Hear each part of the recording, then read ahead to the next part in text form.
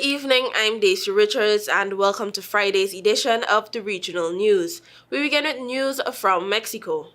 Mexico's Supreme Court agreed on Thursday to consider a constitutional challenge to the controversial judicial overhaul enacted last month that will move the country over the next few years to a system of popularly elected judges. With 8 votes in favor and 3 against, the High Court declared itself competent to rule whether the reform affects the independence of the courts, opening the door to challenges against the sweeping reform. A 2/3 majority of lawmakers approved the constitutional reform in September, with the ruling Morena Party and its allies championing the measure as an improvement on the current judicial system after they won a landslide election victory in June.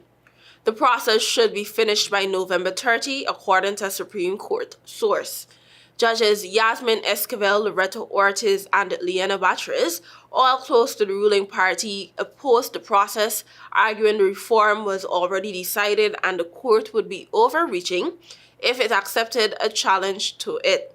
Mexico will hold elections next June to replace all 9 Supreme Court judges while increasing their number to 11, as well as vote in members of an electoral tribunal and half the country's magistrates and district judges.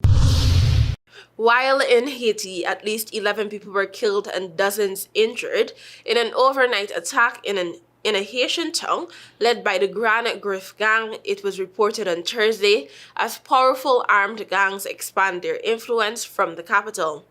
Thousands of residents left the town of Pont Sunday, some 100 kilometers, 62 miles north of the capital, to seek refuge in the coastal town of Saint Mark. Media reported the death toll may be in the dozens. Haiti's national police said that several people had been killed and severely wounded in the attack without giving any numbers. They later said agents from their UTAG anti-gang technical unit had been dispatched to the area. Men belonging to the gang, led by 36-year-old Loxton Elan, who was sanctioned by the United Nations last month, burned buildings and executed people in the streets.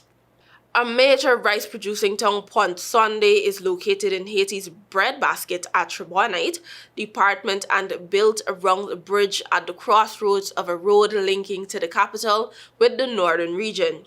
Atrebonite has seen some of the worst violence outside the capital, compounding a worsening hunger crisis that has seen half the population suffer from severe food insecurity and thousands in capital Port-au-Prince face famine-level hunger. The capital's main port is also shut due to gang attacks.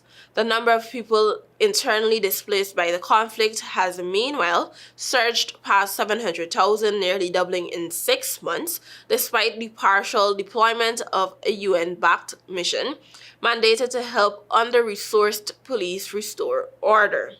Neighboring Dominican Republic said on Wednesday it would step up migrant deportations to up to 10,000 per week, citing the slow and limited progress of the security mission, which Haiti's government first requested in 2022.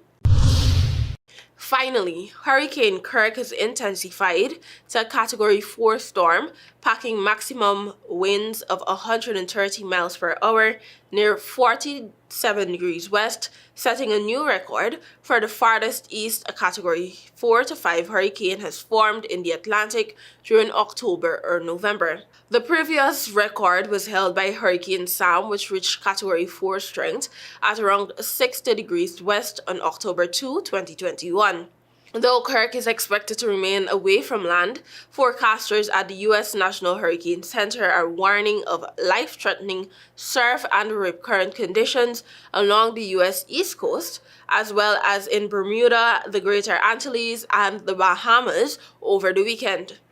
Large swells generated by Kirk could reach the Leeward Islands on Friday, followed by Bermuda and the Greater Antilles on Saturday.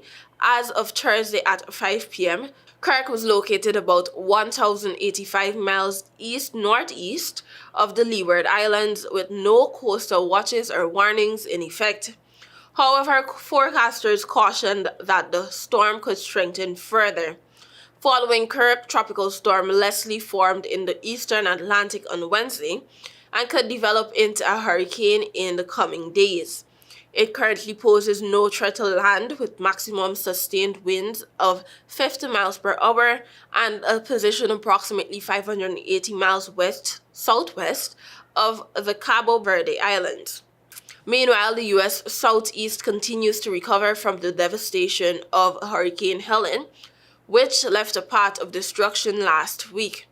Search and rescue operations are ongoing with more than 200 fatalities confirmed across multiple states and many communities still lacking water, cell phone service, and electricity. Thank you for watching. Do have a great weekend. Until next time.